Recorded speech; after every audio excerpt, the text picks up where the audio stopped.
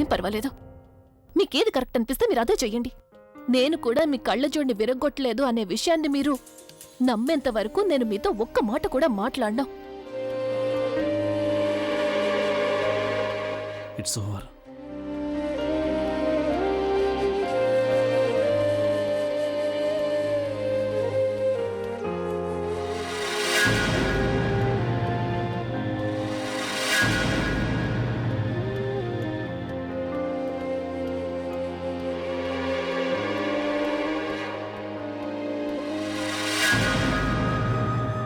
మీరు ఈ కళ్ళజోడితో మాట్లాడేటప్పుడు నాకెంత సంతోషంగా ఉంటుందో నేను మీకు ఎలా చెప్పాలి? మీరు నాతోనే మాట్లాడుతున్నట్టు అనిపిస్తుంది. నా ఈ కళ్ళజోడే కదా మిమ్మల్ని నాకు దగ్గరగా ఉంచుతుంది. నేనెందుకు దాన్ని విరగ్గొడతాను?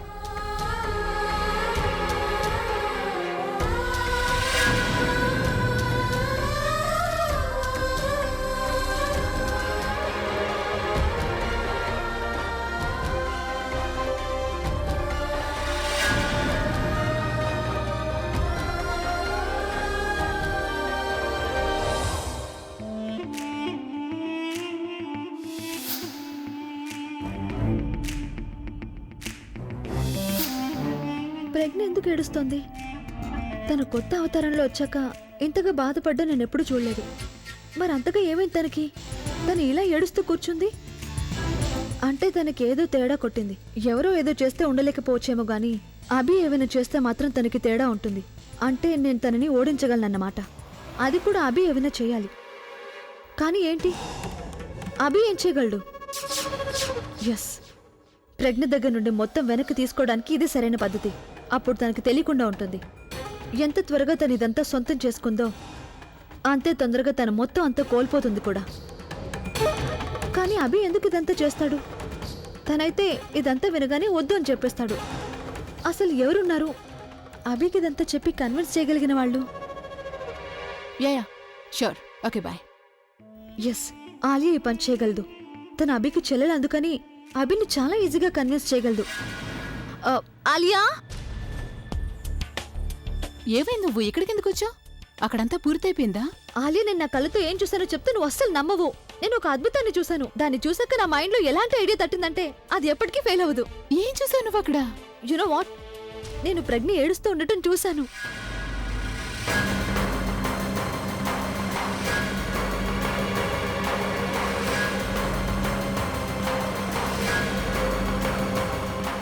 సూపర్! ఇది నిజంగా బ్రిలియంట్ ఐడియా. కానీ నేను అన్నయ్యతో అస్సలు మాట్లాడను. కానీ ఎందుకు? బహుశా నువ్వు మర్చిపోయినట్టున్నా అన్నయ్య నాతో మాట్లాడుతున్నాడు తను. కానీ నేను చెప్పేదేవి వినిపించుకోడు. ఎందుకంటే మా ఇద్దరు రిలేషన్ ఇంతకు ముందులాగా లేదు కదా. మేమిద్దరు అన్ని విషయాల్ని షేర్ చేసుకునేది లేదు. అందుకని నీకు ఐడియా అయితే బాగా నచ్చింది కదా. ఐడియా ఇస్ బ్రిలియంట్, కానీ దాన్ని అప్రోచ్ అవడానికి నేను రైట్ చాయిస్ కాదు. మరి ఇంకెవరున్నారు? అమ్మమ్మ, ఐడియా బాగుంది. దానికోసం మరి నీ బుర్ర పాడు చేసుకోవాలా? నిజంగానే నీ మైండ్ పాడైపోయింది అనిపిస్తోంది నాకు. నానమ్మ ఇలా ఎప్పటికీ చేయదు. తను ఆవిడ మనకెందుకు హెల్ప్ చేస్తారు? అయ్యో, తను నానమ్మ చాలా ట్రెడిషనల్ మనిషి. అందుకే మనం ఎన్ని చెప్పినా తను మన మాటలకి కన్విన్స్ అవ్వదు. మన సైడ్ ఎప్పటికీ ఉండదేమో. అందుకని నువ్వు ఆలోచించొద్దు, నేను ఆలోచిస్తాను. ఓకే?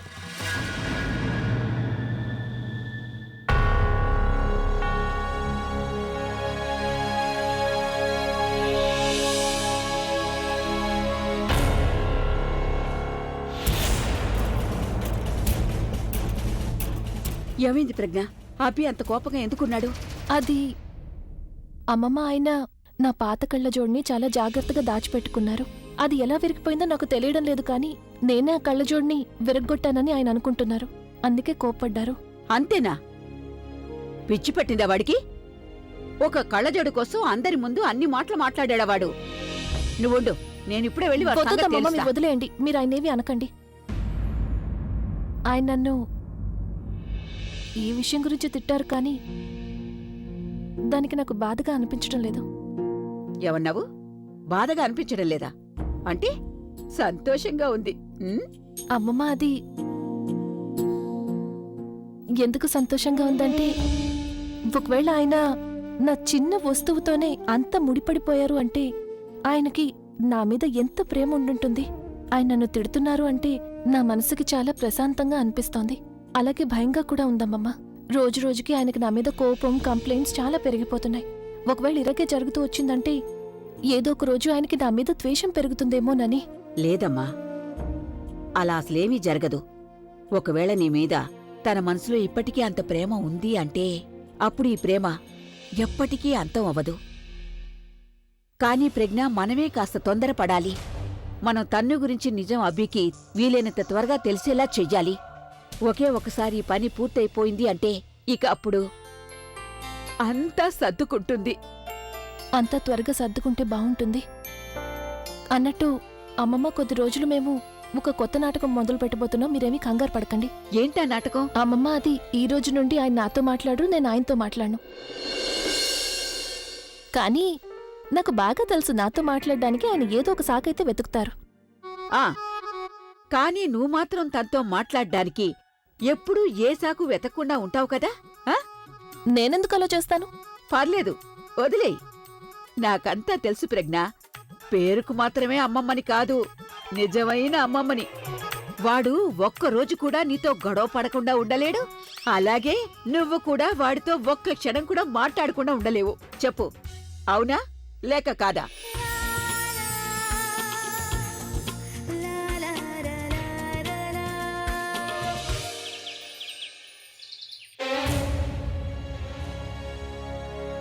ఏమైనా ఐడియా వచ్చిందా నీకు? లేదు. మరి నీకు? లేతాను. ఎంతో మంచి అవకాశం. అందుకే ఈ అవకాశాన్ని నేను అస్సలు చేజారిపోనివ్వలేను తను. కానీ నాకు అర్థం కావడం లేదు, అసలు ఈ పని ఎవరు చేస్తారు, ఎవరు చేయరు? అరే, నేను ఇక్కడికి ఎందుకు వచ్చాను? ఏమైంది నాకు? కిచెన్కి వెళ్ళాల్సింది ఇంకెక్కడికి వెళ్తున్నాను? దొరికారు. మనం ఆవిడ్ని కన్విన్స్ చేయాలి. ఓకే, ఇది నన్ను మాగు. ఎందుకు ఆగాలి? అమ్మమ్మ, నేను నీతో ముఖ్యమైన విషయం మాట్లాడాలి.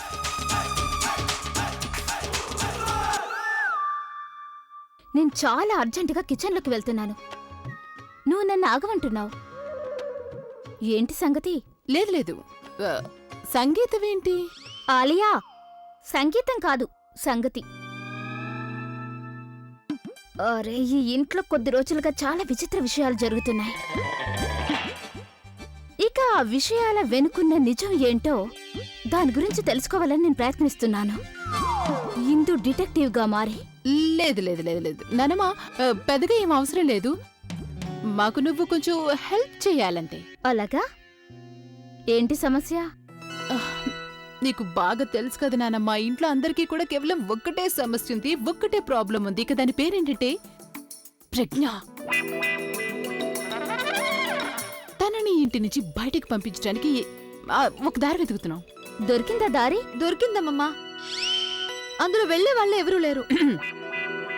ఐ మీన్, అమ్మమ్మ, నాకు అర్థం కావడం లేదు, ఇంత కష్టమైన పని ఎవరు చేయగలరు అని. నాకు చెప్పండి, ఏం చేయాలో. వదిలేయండి నానమ్మా, నాకేమనిపిస్తుందంటే అది మీరు చేయలేరేమో. నేను కాదంటానని నువ్వెలా అనుకుంటున్నా? ముందు నాకు చెప్పి చూడు, కాదంటాను లేదో అప్పుడు తెలుస్తుంది. అమ్మమ్మ, ఒకవేళ ప్రజ్ఞ నుండి విముక్తి పొందాలంటే దానికోసం మనం అభిని కన్విన్స్ చేయాల్సి ఉంటుంది. కానీ అభిని ఒప్పించడం చాలా కష్టమైన పని. దానికోసం మనకెవరైనా స్ట్రాంగ్ పర్సనాలిటీ కావాలనిపించింది. ముందు మేమేమనుకున్నామంటే ఈ పని మీరే చేయగలరు అని. కానీ ఇప్పుడు నాకేమనిపిస్తుందంటే మీరు ఆ పని చేయలేరు అని. మీరిద్దరు నా గురించి అంత ఈజీగా తీసిపడేయకండి. నేనెంత బరువుగా ఉంటానో నా మాటలు కూడా అంత బలంగా ఉంటాయి. ఆ ప్రజ్ఞ మనందరినీ మోసం చేసింది. తనకి బుద్ధి చెప్పడం కోసం నేను ఏమైనా చేస్తాను. ఆలోచించుకుంటున్నానమ్మా. ఒకసారి మీరు ఒప్పుకున్నారంటే ఆ తర్వాత వెనకడుగు వేసే అవకాశం ఉండదు. అరే లేదు లేదు, నేనేవి తగ్గను. ముందు చెప్పండి, నేనేం చేయాలి? చెప్పు, అది నువ్వే చెప్పు. లేదు, నువ్వే చెప్పు. అది చెప్పుతాను. ఓకే, నేనే చెప్తాను. అమ్మమ్మ, విషయం ఏంటంటే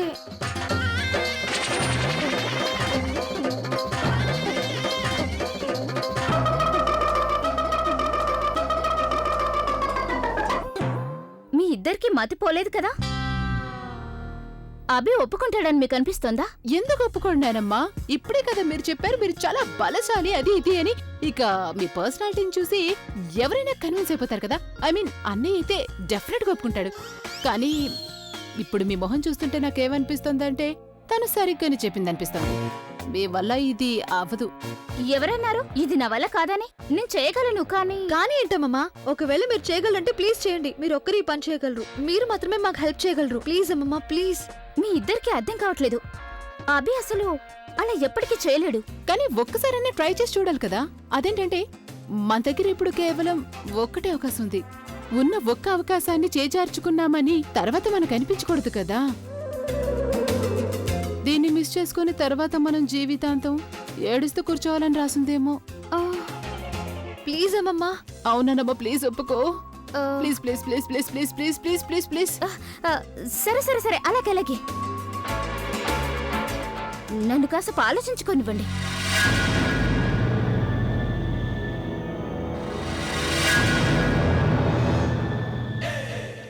పావని, ఎస్ సార్. నేను చూస్తున్నాను నువ్వు నీ పని సరిగా చేయడం లేదు. నేనేం చేశాను సార్? నువ్వు అందరికీ చెప్పు నా వస్తువులు ఎవరు ముట్టుకోవద్దని. అలా చేస్తే నేను వాళ్ళ చెయ్యి విరిచేస్తాను. రఘు, మేడం, ఈ ఇంట్లో బాస్ ఎవరు? You are the boss. అయితే ఆర్డర్స్ వేసే అధికారం ఎవరికుంది? అయ్యో మేడం, మీకే ఉంది. ఈ ఇంట్లో అందరికీ గుర్తు చేయి, ఆర్డర్స్ నేను వేస్తాను గానీ తీసుకోనని. Pavani, yes sir. ఎవరైతే అందరినీ బాస్ గా అనుకుంటారో వాళ్ళనే బాస్ అని పిలవడం జరుగుతుంది.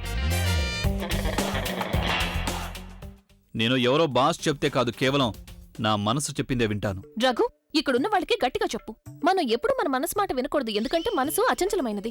అందుకే మనసు మాట విన్నామంటే మనం ఇంకా ప్రాబ్లమ్స్ లో పడిపోతాం. పావని, తనకి చెప్పు, ఇలాంటి కొంతమంది మన లైఫ్ లో ఉన్నారంటేనే సమస్యలు వాటికవే ఎక్కువ అవుతాయి. అందుకనే నాకు దూరంగా ఉండమను. కొంతమంది కేవలం ఎదుటి వాళ్ళ మాటలు అలాగే వాళ్ళు చేసే పనుల మీద నమ్మకం ఉంటుంది. అందుకే నిజం గురించి వాళ్ళకెప్పటికీ తెలీదు. ఇలా కూడా జరగచ్చు కదా. స్వయంగా వాళ్ళ పొరపాటు వల్లే ఆ కళ్ళజోడు కింద పడిపోయి అది విరిగిపోయి ఉండొచ్చు కదా. పావని, స్పృహలో లేనప్పుడు నేను నా వస్తువులని కాదు ఎదుటి వాళ్ళ బుర్రని కూడా పగలగొట్టగలను. అందుకని వాగింది చాలు, ఇక వాగుడు మానేసి ఇక్కడి నుంచి వెళ్ళిపోమ్మను. Raghu, follow me. ఏయ్, హై ఫైవ్. మళ్ళీ కూడా ఇక్కడేం చేస్తున్నావు? గో.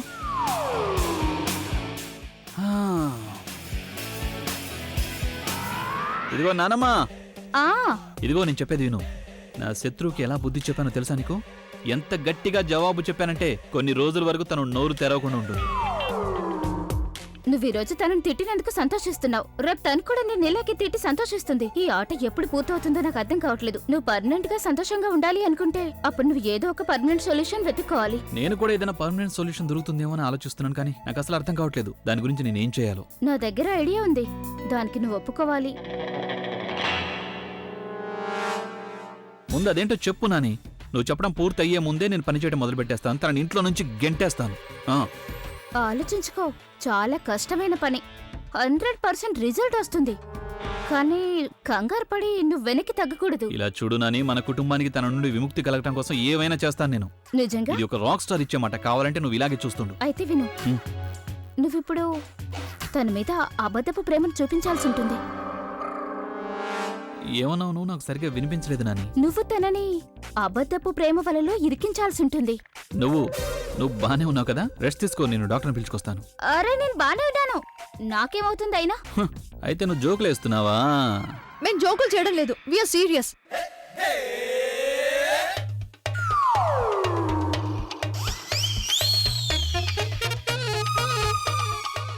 అరే బయటికి రా.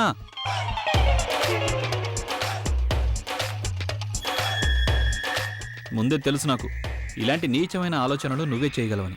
అభి ఐడియా ఎవరికైనా రావచ్చు, దానివల్ల మనకేగా మంచి జరుగుతుంది. ఇలా చూడు, ప్రజ్ఞ తన లాభం కోసం నిన్ను ఎలా యూజ్ చేసుకుంది. ఇప్పుడు నువ్వు కూడా సరిగా అలాగే చేయి. ముందు నువ్వు తనతో ప్రేమిస్తున్నట్టు నాటకం ఆడాలి, తనని సెట్ చేసుకో, తర్వాత చీట్ చేయాలి. సింపుల్. తనని ఇంప్రెస్ చేయడం కోసం తన వెనకే తిరుగుతూ తను కసురుకుంటున్నా తన మీద ప్రేమ చూపిస్తూ ఉండాలి. ఆ లిటిల్ క్యూట్ టెడ్డీ బేర్ లాగా తన చుట్టూ తిరుగుతుండాలి, అంతేనా? హా, ఒక్కటిచ్చానంటేనా? అభి, హ్మ్. అయినా ఇందులో అసలు తప్పే ఉంది. అన్నీ నేను. నువ్వు మర్చిపోతున్నావా? ఆమె రాక్ స్టార్. అయినా నాకు ఎవరిని చూస్తే కోపం వస్తుందో వాళ్ళ మీద ప్రేమ ఎలా చూపించగలను నేను చెప్పు? నువ్వు ముందు ప్రయత్నం అయితే చేయొచ్చు కదా. ఏం ప్రయత్నించాలి నాని నేను? ఇదంతా నా వల్ల కాదు. నువ్వు ఒకవేళ కోరుకుంటున్నావంటే మనిద్దరం ఎప్పటిలాగే మాట్లాడుకుంటూ ఉండాలని. అప్పుడు ఇలాంటి చెత్త ఐడియాల్ని నువ్వు నీ దగ్గరే పెట్టుకోవాలి. Excuse me. అరే, లేడీ ముగాంబోని ప్రేమించడానికి ముందు ఈ రాక్ స్టార్ చచ్చిపోతాడేమో కానీ లేడీ ముగాంబోని ప్రేమించడు. నాకు తెలుసు ఇలాంటిదేదో జరుగుతుందని. అన్నీ ఖచ్చితంగా ఇలాగే రియాక్ట్ అవుతాడు. ముందు అన్ని ప్లాన్లు ఫెయిల్ అవుతూ ఉండేవి, కానీ ఇప్పుడు మనం ఒక ఫుల్ ప్రూఫ్ ప్లాన్ వేసిన తర్వాత దాన్ని పూర్తి చేయడానికి ఎవరూ లేరు. ఈ ప్లాన్ అయితే ఏ పని గురించి మాట్లాడుతున్నారు? నీకెందుకు చెప్పు. నేను ఈ ఇంటి నుంచి బయటికి ఒక పని మీద వెళ్ళాను. నువ్వు ఇంట్లోనే ఉన్నావు కదా. కనీసం ఒక సెన్సిబుల్ మనిషిని ఇంట్లో వదిలేసి వెళ్ళాను పని చేయడానికి అనుకున్నాను. ఒక్క పని కూడా జరగలేదు. You're right. నిజానికి మీరిద్దరు మాత్రమే సెన్సిబుల్ పర్సన్స్. నేను కేవలం తను ప్లీజ్, అన్నింటినీ నువ్వు నిన్నే అంటున్నావు అనుకోవద్దు. సీరియస్ డిస్కషన్ జరుగుతుంది కదా. ఏం చేసావు నువ్వా? ఒక మనిషిని హైర్ చేయడానికి వెళ్ళాను, వెనుకుండి అన్నింటినీ ప్లాన్ చేసుకుంటూ వచ్చాను, అన్నింటినీ సెట్ చేస్తూ వచ్చాను. కానీ లేదు, దాన్ని కూడా నువ్వు హ్యాండిల్ చేయలేకపోయావు. ఆ ప్లాన్ ని కూడా నువ్వు పూర్తిగా నాశనం చేసావు. ఎలాంటి మనిషిని పంపించావు నువ్వు అసలు? ఎలాంటి మనిషి నీకు తెలుసా అసలు? ఒట్టి తలతెక్క వేదవతనం. ఎప్పుడు ఏ పని చెప్పినా దానికి రివర్స్ లోనే చేసుకుంటూ వెళ్ళాడు అతను. అరే, నువ్వు ఇంకా సంతోషించాలి. మనం ఇంకా క్షేమంగా ఉండి మాట్లాడుకున్నాం. లేకపోతే ఫుల్ గా ప్లాన్ వేసుకుని వెళ్ళాడు మనల్ని ఇరికించడానికి. ప్లీజ్ గాయ్స్, ఇప్పుడు ఈ విషయాలన్నింటినీ వదిలేయండి. ఇక మీద ఏం చేయాలో అదే ఆలోచించండి మీరు.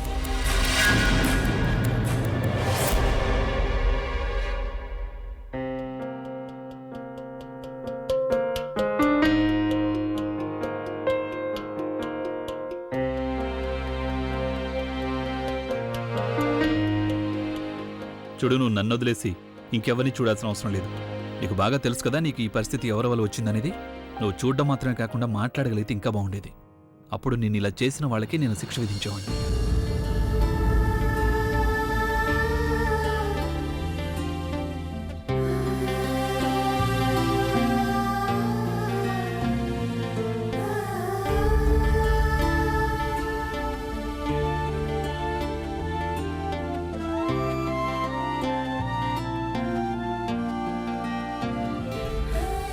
ఈ నకిలీ జీవితంలో నేను నా అసలైన సంతోషాల్ని బాగా మిస్ అవుతున్నాను. ఆయనకి నా వస్తువుల మీద అంత ప్రేమ ఉంది అన్నప్పుడు నన్ను ఇంకెంతగా ప్రేమిస్తూ ఉంటారు. ఆ కళ్ళజోడు స్థానంలో నేనుంటే ఎంతో బాగుండేది. నేను ఎంతో పెద్ద ఫూల్నని నీకు అనిపిస్తూ ఉండొచ్చు. ఒక మామూలు కళ్ళజోడిని అతికిస్తున్నానని అనుకోవచ్చు. ఈ కళ్ళజోడు నా దృష్టిలో ఎంత ముఖ్యమో అది నీకెప్పటికీ అర్థం కాదు. కష్టాల్లో తోడుగా లేని వాళ్ళకి మన మీద ప్రేమ ఉంది అంటే అది నిజం కాదు. ప్రేమ ఉంటే ఎంత కష్టం వచ్చినా వాళ్ళు మన పక్కనే నిలబడతారు.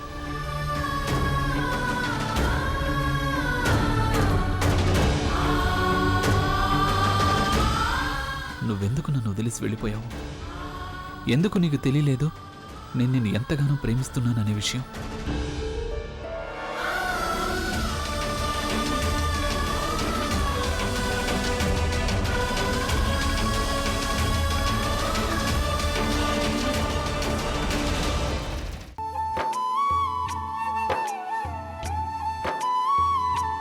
ఏయ్ చూడు, ఏం చేస్తున్నావు? ఈ ఇంటి దీపావళి, ఇది ఇంటి దీపావళి. దీపావళి జాతరేం కాదు. సరిగ్గా పనిచేయి.